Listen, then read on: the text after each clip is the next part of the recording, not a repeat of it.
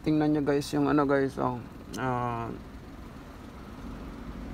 rental backhoe ng ano, isang kumpanya dito sa Japan. Ang dami. So sila guys, rental company lang to sila guys. Lahat ng mga kailangan nyo sa construction site, mga gamit, maliit na backhoe, kompleto sila dito guys. Yun, may mga maliliit na backhoe lang sa pinakagilid.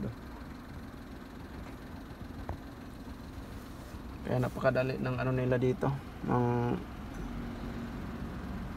mga construction nila dito. So dito kami ngayon kasi binalik namin yung ano, yung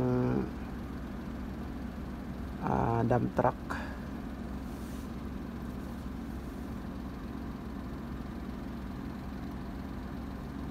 So maraming salamat po guys, ingat lagi.